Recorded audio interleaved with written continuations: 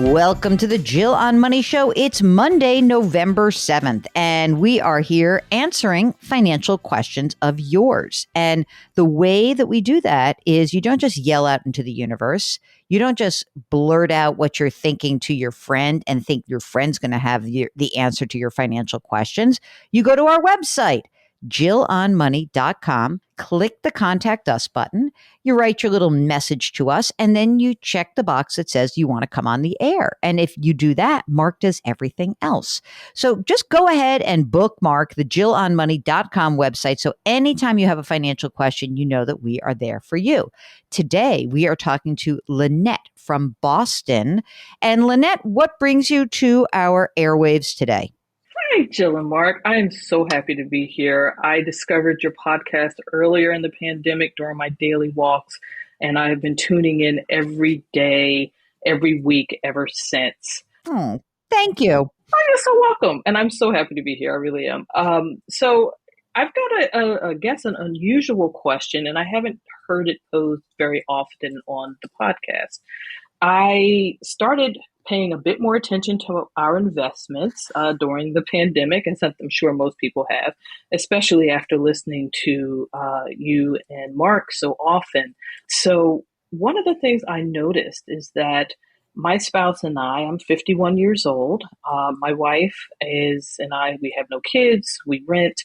Boston is a pretty high cost area, and our monthly expenses and income are all in line. But what I noticed was that on my personal capital app that I use to track my investments, I was noticing that the cash flow was definitely increasing year over year. And I'd never sort of noticed it until the pandemic.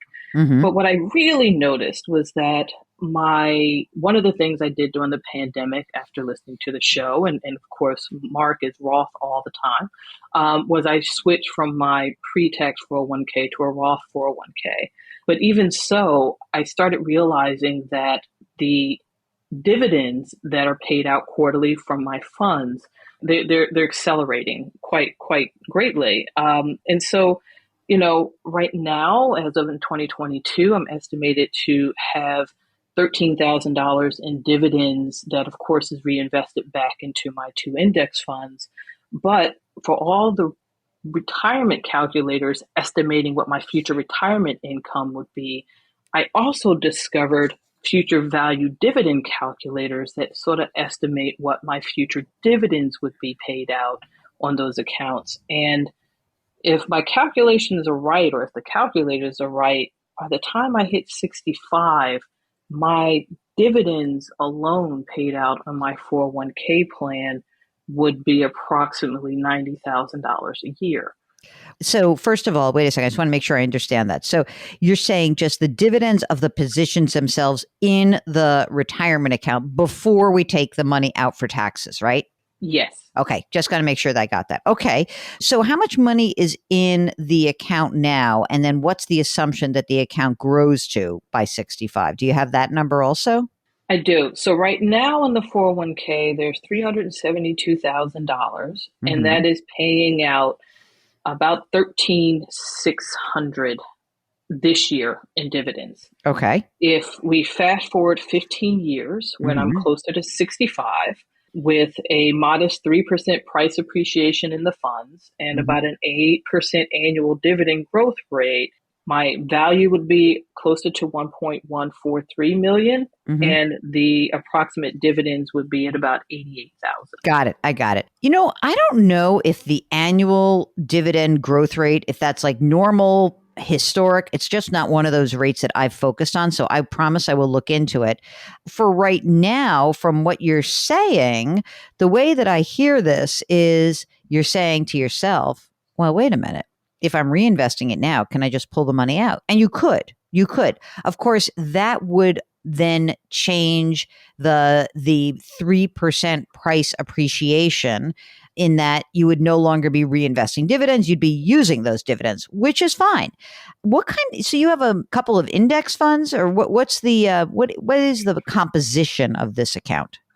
So I have two index funds. They're both Vanguard low-cost index funds. One is a S&P 500 index. The other one is a medium-term bond index. So it's a 70-30 mix as of right now, which might be, think it could be a little aggressive, but we definitely have longevity in our family. I've got several members who, have reached 100. Oh my God. So Several? yeah, Holy several. Okay. So you said that your monthly expenses have been sort of consistent, right? What are Yes. those expenses? What do you estimate those expenses to be? Our monthly expenses as of right now are running about $7,200 a month. How much do you earn, Lynette? I earned 183. My wife earns about 25 to 30 every year. We're both in academia, but my job is, at a university with very great benefits. Her job is at a university where she's mostly working as adjunct faculty, so she does not have the benefits. So we set aside, Roth investments for her every year, Okay. as well as brokerage account. Okay. Well, that's good. It sounds very good. And you said that you rent, right? So that's also an Yes. important factor. So is there anything that like in your future besides the money that you have in your retirement account, are there other accounts, are there other investments that you guys have right now? In addition to the 401k, and she's got rollover IRAs. We both have Roth IRAs, and again, thanks to listening to you all during the pandemic, I opened a brokerage account and starting to contribute to that. There is also a pension where I work, which is not, it's a pension, so I'm not going to belittle it in any way, shape, or form because I know it's so rare. However, I think at age 65, with 100% joint survivorship, I think it might be closer to $900 a month, but the lump sum, I think, as of right now, is inching towards $180,000. And how much are you contributing into your retirement account right now? Because I'm 51, I'm contributing the max plus the catch up. Okay, good. And I get a 5% match. Nice. Match. Okay, that's good. So it's funny, so the 15-year accumulation, and that was just the 372. That was based on the 372 grows by 3% a year plus annual dividend growth of 8%, as well as your contributions into that fund. Actually, according to the calculation, that's with no additional contributions. Mark, can I get a fact check on that? I am contributing. I want to get a fact check on that. It just seems like a lot. So, Mark, can you do a quick future value of $372,000 currently, and let's do a 15 years, and let's do a growth rate. What do you want to use, Mark? You want to do like a 5% in case, we have no growth or very minimal growth? And no additional money in there. So let's just do it straight up. Let's just do it 372, 5% annualized growth, 15 years. Just that alone, you're looking at about 775. Yeah, that's kind of what I would have thought. Because I think all right, so here's how I'm dumb. So I'm just going to put it out as my simplistic. As I think about growth of a portfolio, I appreciate the dividend aspect, but I think that part of the reason that we can use an annualized return of 5 or 6 or percent is that we are presuming that there isn't just price appreciation, but there is also dividend growth. I am sort of suspect on that number, which is not to say you won't have that money, okay? Because 775 presumes just the money grows to that point, but we've got 15 years where you're going to be putting at least 30 grand a year. So you are going to be at 1 million, you are going to be at 1.2 million or so.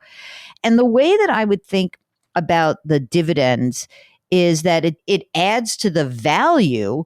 And, there is going to be a point when you don't actually need to reinvest it. And then you would say, well, if I have $1.2 million, what percentage of that portfolio, again, on average, could I pull out of the portfolio without depleting it, given that you have longevity, right? And it's something around 3%-ish. And it doesn't really matter whether you break it out as dividends or not. If the dividends accelerate at a much faster pace, then maybe you will have 6% annualized growth, total return, right? But total return is price appreciation plus dividends. I don't really think breaking it out is all that important. What I do think is that you can say to yourself, well, I need $7,200 a month. All right. Out of my portfolio, let's make this up. Let's say that you can take out $3,500 a month. Okay. In future dollars. You'll have $900 a month of this pension, because we'll just pretend you're going to take it as a monthly pension for now. And then you tell me what your Social Security full retirement age amount is. So 67, what's the amount of Social Security that you would receive? 3175. Well, it looks like we're good, because then when I add up this 3,500 a month, 900 a month, and almost 3,200 a month, it looks like you got what you need. You've got that, $7,200. All these numbers will be inflated, right? The expenses will be inflated, but so too will the Social Security benefit. Like, there's going to be cost of living increases, and all these things can change, but you're pretty close. And we are not accounting for any other money that you're saving. In other words, you have a brokerage account now. I think you kind of make it. I'm not sure it makes a ton of sense to even think about the dividend aspect of it, mostly because it's all going into a taxable account. The money starts growing. It will either grow somewhat faster, somewhat slower at certain years, but there's going to be a lump sum of money, and you're going to have to use that pot of money to actually live on. Completely ignoring the dividends for the next 15 years. If she's putting in 30 grand a year, in 15 years, it's going to be like 1.4 million. Yeah, so 1.4, even better. So if you take, if you look at that pot of money, and again, that's just this account, right? Because you're putting money in some other accounts now, right? A little bit more money. Yes, there's 165 in the IRA rollover and about another 17 in the Roth. And yeah, so I think you're going to be able to pull $4,000 a month pretty easily out of your assets. When we look at an asset and how it grows, it is price appreciation plus dividends, or, in a fund, it's dividends, right? Or if it's an individual bond, it's interest. All of that together gives you total return. And when I look at the growth rate of a portfolio, I'm really more interested in total return, not exactly the how we divvy it up and get there. There are a lot of people who like the idea of living off dividends. Because dividend rates were so low for so long in a low interest rate environment, it just weren't that much. People couldn't do it. So they had to pull money out of their principal. They were really relying on appreciation. However, when you're in a higher interest environment, when you're in a high dividend payout environment, that is certainly starting to happen in some companies, you find that people can start to say, well, I'll just pull my dividends out. But, the corpus of what's left is still going to grow at whatever growth rate it is. And so it's great to have dividends. It can smooth out variability in portfolios. But I'd love to, when we get off the air, you're going to tell me the name of the calculator you have, and I'm going to play with it, and just to see, like, is there something in there I'm missing? I could, I don't know. Mark, correct me if I'm wrong, but do you think, am I thinking about this the right way, you think? Anytime I do my calculations, I don't ever factor in the dividends. All throughout my CFP coursework, it was never taught that way either. Yeah. I mean, because that's the funny thing, the way that when I just said to Mark, run the calculation, when I look at my calculator, we do a present value. We say, what is the present value of this? What is the rate of return? What is the time horizon? And are we adding money to the portfolio? And that adding of money is not dividends being added.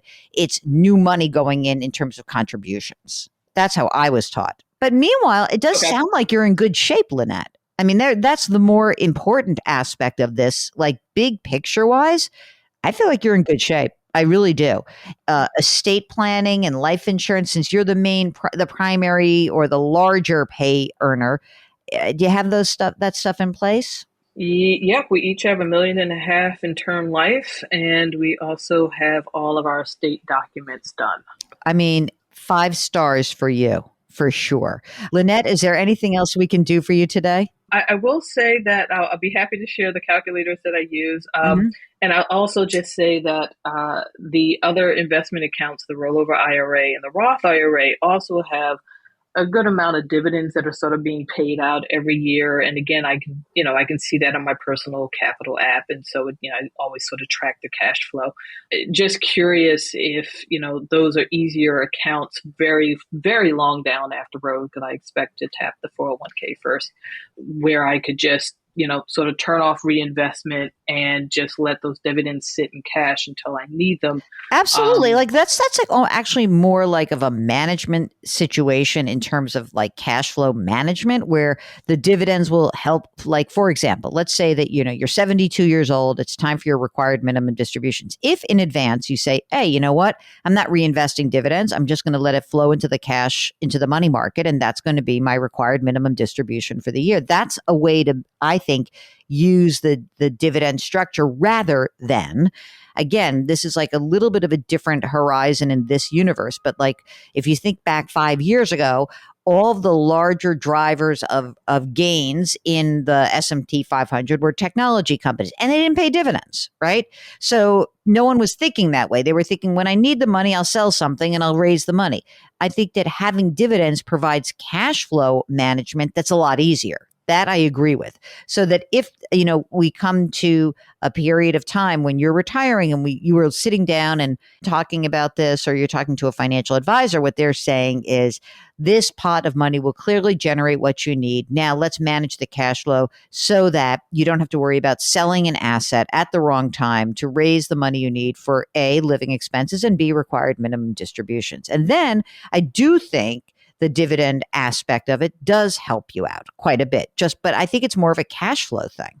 Yes, absolutely. And that's how I'm thinking of it. So yep. I'm super grateful for your time, and it's always awesome to listen to you and Mark during the week, during my walks and my drives. And thank you for being of such great service to the general community. Thank you, Lynette. We appreciate you, even though you're from Boston and we're not talking sports.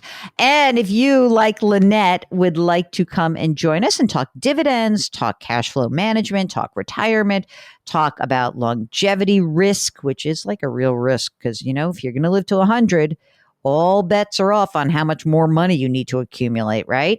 So if there are things out there that are on your mind, we encourage you to go to our website. It's JillOnMoney.com. You click the Contact Us button. You let us know if you'd be willing to come on the air. While you're on the website, sign up for our free weekly newsletter, and then spend a few bucks by pre-ordering my new book. It's called The Great Money Reset. Change your work, change your wealth, change your life. It is available in lots of different, from different sellers. So you just go onto the website, click the link. You can pre-order now. And when you pre-order, you will be invited to a very cool special event for people who are pre-ordering the book. So check it out. We don't have any information about the event yet, so calm down. But it'll be like in February. What else do I have to do? Leave us a rating and review on Apple and lift someone up today. Grit, growth, grace. Thank you for listening. We'll talk to you tomorrow.